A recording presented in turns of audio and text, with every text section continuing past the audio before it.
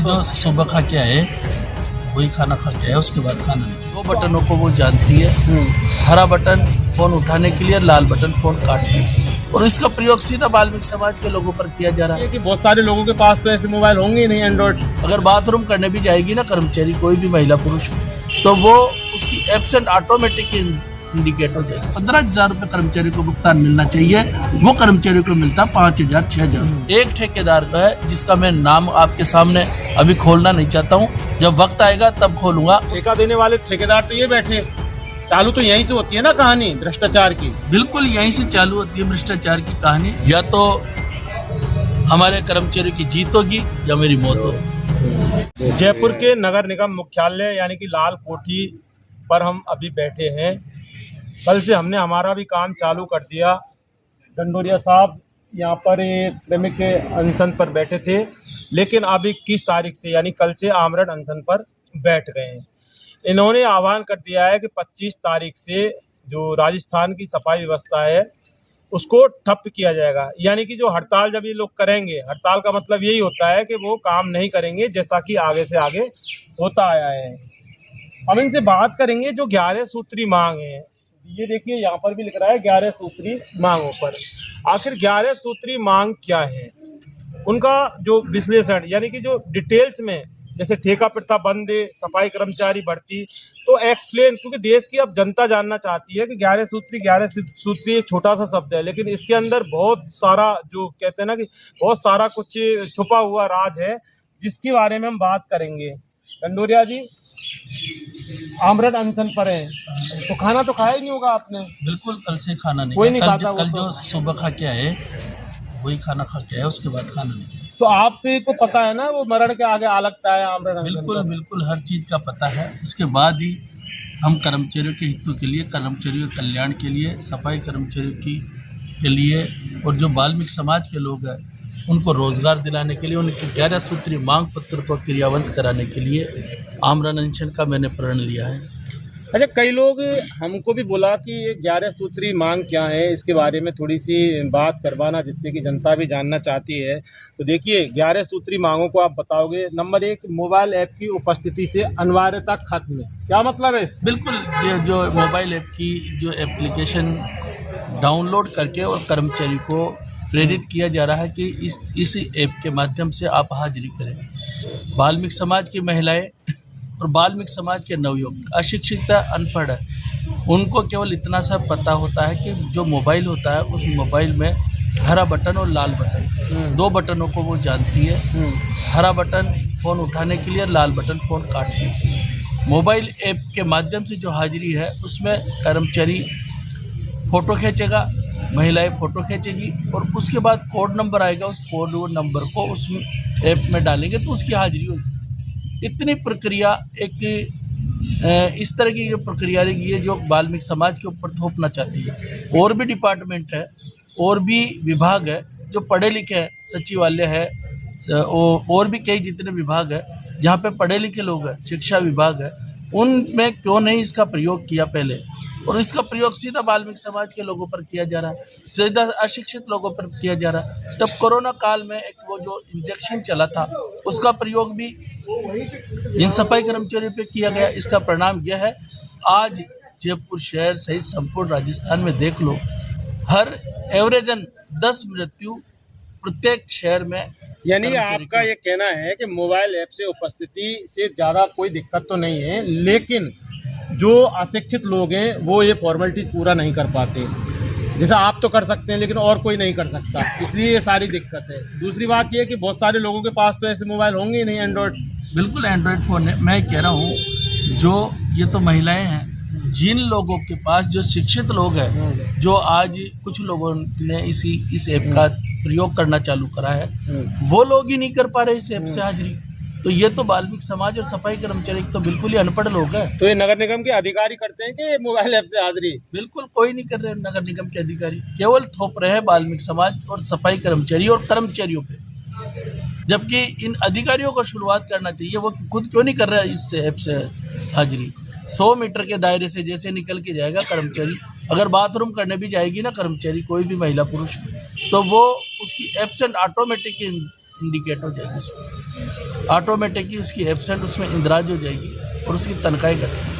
यानी कि कुल मिला के ये कि बहुत ज़्यादा ये जिस तरह से ये अनिवार्यता जो की है ये कुठाराघात है आप लोगों के साथ, सफाई कर्मचारियों के साथ, विशेषकर वाल्मीकि समाज के साथ। बिल्कुल बिल्कुल 100% वाल्मीकि समाज के साथ कुठाराघात है, सफाई कर्मचारियों के साथ कुठाराघात है। मैं ये नहीं कहता हूँ कि वाल्मीकि समाज की महिला अशिक्षित है, गैर वाल्मीकि समाज की कई भी महिलाएं जो कई महिलाएं वो भी अशिक्षित है, उनको भी पता नहीं रहता भाई ऐप से किस तरह से प्रयोग करने जाते हैं। कर्मचारी गैर वाल्मीकि समाज के कई कर्मचारी ऐसे हैं वो भी अशिक्षित है, उनको यही पता नहीं है कि ऐप से किस तरीके से हाजिरी होती है। जब पढ़े लिखे लोग इस ऐप से हाजिरी नहीं कर पा रहे तो अशिक्षित लोग तो बिल्कुल ही हाजिरी नहीं कर पाएंगे। ये समस्या वाकई बहुत ही ज़्यादा गंभीर है। शिक्षा की कमी तो वैसे ही देश के अंदर बहुत है और जो हमारे यहाँ राजस्थान के अंदर जो स्कूल होते हैं उनकी स्थिति किसी छुपी नहीं है। स्कूल गिर जाते हैं, भरभरा कर गिर जाते हैं, बच्चे मर जाते हैं। ऐसी शिक्षा व्यवस्था है और ऐसी शिक्षा व्यवस्था होने के बाद वाल्मीकि समाज और सफाई कर्मचारियों से भजनलाल सरकार ये कहती है कि मोबाइल ऐप से उपस्थिति। देखिए कितनी बड़ी बात है, मोबाइल ऐप से उपस्थिति अधिकारी नहीं करते, पुलिस वाले नहीं करते, तमाम जो बहुत सारे डिपार्टमेंट हैं वहाँ पर नहीं होती,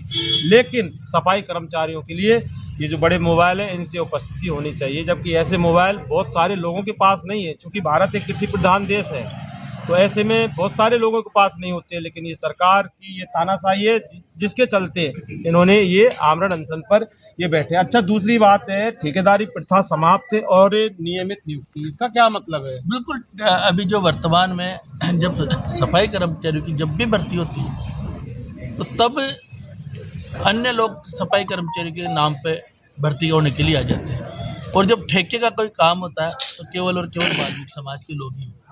जब आप ठेकेदारी प्रथा पर वाल्मीकि समाज के लोगों को काम करवाते हो तो उनको नियमितीकरण क्यों नहीं करते? ठेकेदारी प्रथा समाप्त करें और उनको नियमितीकरण करें। जो कर्मचारी वर्तमान में ठेके पर काम कर रहे हैं, ठेकेदार लोग अपने परिवार के लोगों को, अपने रिश्तेदारों के लोगों को ईएसआई और पीएफ का पैसा वो उनके नाम से जमा करा रहे हैं। और जब अनुभव प्रमाण पत्र या और किसी चीज़ का बेनिफिट का जब आवश्यकता होती है तो वो बेनिफिट किसको मिलेगा? गैर वाल्मीकि समाज के लोगों को, ठेकेदार के लोगों को, जो उनके रिश्तेदारों को।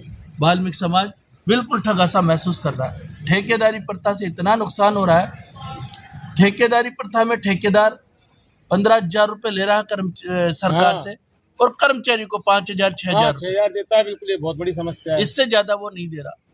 इसलिए अगर ठेकेदारी प्रथा प्रारंभ करती है सरकार, तो सरकार खुद के खाते से कर्मचारी को भुगतान करे और इस ठेकेदारी प्रथा को बंद करे। यानी आपका ये कहना है कि अगर ठेकेदारी प्रथा नंबर 1 तो खत्म होनी चाहिए, दूसरी बात अगर रखनी है तो सरकार अपने अकाउंट से सीधा पे करे। बिल्कुल। हाँ, देखिए ये बहुत बड़ी समस्या है कि हम कभी कभी रात में भी ग्राउंड रिपोर्टिंग करने जाते हैं तो वहाँ पूछते हैं, बोला आपका ठेकेदार कौन है? बोले पता ही नहीं है। आपका सेठ कौन है? बोले पता ही नहीं है।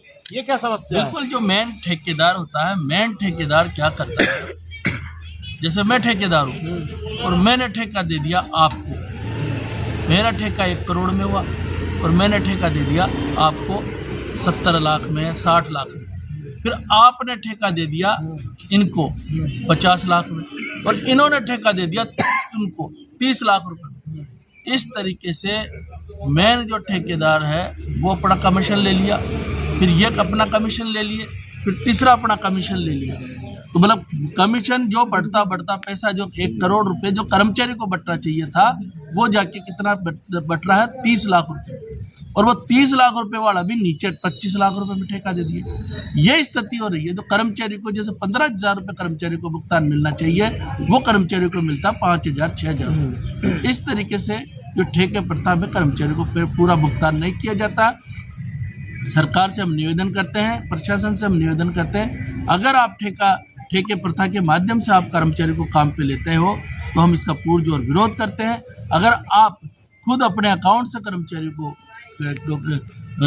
अस्थायी कर्मचारी को लगाते हो और आप अपने अकाउंट से करते हो, पेमेंट करते हो, तो हम उसके पक्ष में हैं। यानी कि जो जौंक होती थी ना, जो पहले हम गांव में छोटे से थे, पोखर में भैंस चरने जाती थी तो जौं के उसकी भैंस पे चिपक जाती थी, वो खून चूसती थी। इस तरह से सफाई कर्मचारी और वाल्मीकि समाज के लोगों का खून चूसकर ये ठेकेदार अपनी जो सल्तनत है खड़ी कर रहे हैं। सीधा सीधा ये है। बिल्कुल, मैंने देखा कई ठेकेदार ऐसे थे जो साइकिल पे आते थे, मोटरसाइकिल पे आते थे और आज करोड़पति बने हुए, अरबपति बने हुए हैं। एक ठेकेदार तो ऐसा है जो 1995 से बीट का ठेका लेता था, बीट का सफाई का ठेका लेता था और उसने सबसे ज़्यादा वाल्मीकि समाज के साथ जो अत्याचार किया है।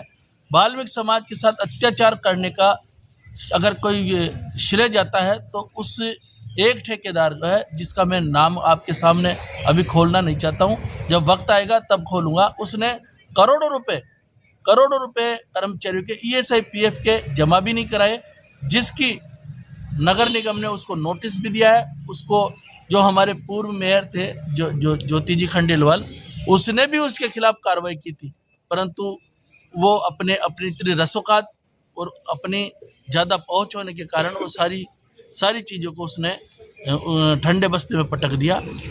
यानी कि ये जिन ठेकेदारों की बात कर रहे हैं, इनको ठेका देने वाले ठेकेदार तो ये बैठे, चालू तो यहीं से होती है ना कहानी भ्रष्टाचार की। बिल्कुल यहीं से चालू होती है भ्रष्टाचार की कहानी, मगर अब क्या हमने प्रण कर लिया, उन ठेकेदारों से भी पूरा हिसाब लिया जाएगा। जो हमारे वाल्मीकि समाज के लोगों के ESI PF उसने ESI PF के नाम से कटौती करी है और उनका भुगतान नहीं किया है, उसके खिलाफ भी हम उसके खिलाफ भी कार्रवाई करवाएंगे। देखिए 11 में से 2 सूत्री जो मांग है इनका एक्सप्लेन किया है, बाकी देखिए बाद में और करते रहेंगे। धीरे धीरे समझ में आना चाहिए जनता को। एक साथ अगर रामायण चालू कर देंगे तो समझ में नहीं आएगी।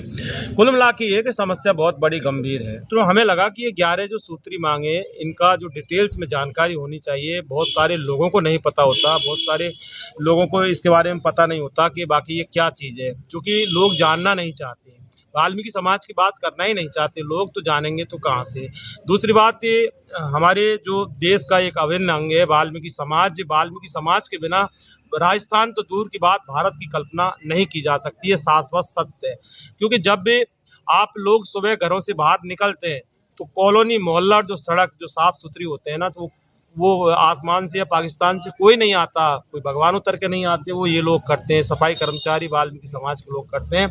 लेकिन वाल्मीकि समाज के लोगों के साथ और सफाई कर्मचारियों के साथ सरकार जो तानाशाही जो सिस्टम ला के मोबाइल ऐप ठेकेदारी, ये बहुत जो तमाम जो चीज़ें हैं ये इनका शोषण कर रही है। तो इसी शोषण से निजात दिलाने के लिए आपने एक स्टैंड ले लिया, या तो मरेंगे या जिएंगे, और अगर जिएंगे तो एक खत्म करा के रहेंगे, नहीं तो मर जाएंगे, है ना?